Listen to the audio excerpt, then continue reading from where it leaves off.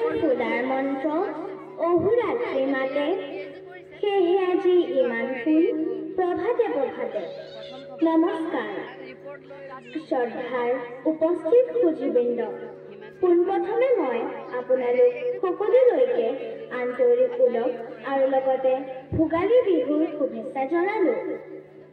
আজিৰ এই বিশেষ দিনটোত মই আপোনালোকৰ মাজত উপস্থিত থাকিবলৈ পাই নথৈ আনন্দিত হৈছোঁ আৰু আপোনালোকে মোক যিখিনি মৰম যাচিলে তাৰ বাবে মই আপোনালোকৰ ওচৰত কৃতজ্ঞ হৈ ৰ'ম। মই দুখিত যে আপোনালোকে মোক বিহুৰ বিষয়ে এটি কবিতা আবৃত্তি কৰিবলৈ কৈছিল, কিন্তু মই মোৰ পৰীক্ষা চলি থকাৰ বাবে পৰিৱেশন কৰিবলৈ নোৱাৰিলোঁ। গতিকে মই আজি ৰূপকোঁৱৰ জ্যোতিপ্ৰসাদ আগৰৱালাদেৱৰ এটি কবিতাকে পৰিৱেশন কৰিবলৈ লৈছোঁ।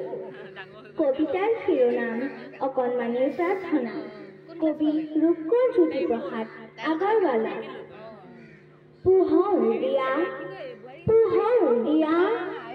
আৰু পোহৰ দিয়া, মনৰ আন্ধাৰ আঁতৰ কৰি আলোকলৈ নিয়া, সদায় সঁচাত থাকিবলৈ মনত দিয়া বল, আমাৰ হিয়াত জুলুক তোমাৰ যদি জলমল।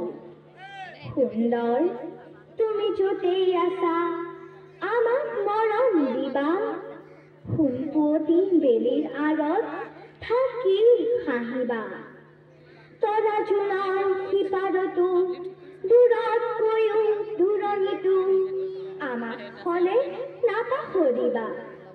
যাম কোনফালে পৃথিৱীখনত কৈ যাবা আহি ৰাতি সপোনত, নজনা নুবুজা সকলো কথা শিকাই বুজাই যাবা। সুন্দৰ তুমি নেদেখাৰে পৰা আমাৰ সেৱা ল'বা, আমাৰ সেৱা ল'বা, আমাৰ সেৱা ল'বা। যিহেতু এতিয়া বিহুৰ বতৰ, গতিকে মই আপোনালোকৰ আগত কেইফাঁকিমান বিহু নামকে পৰিৱেশন কৰিবলৈ বিচাৰিম। যদি কিবা ভুল হয় তেনেহ'লে আপোনালোকে মোক ক্ষমা কৰি দিব বুলি মই আশা কৰিছোঁ।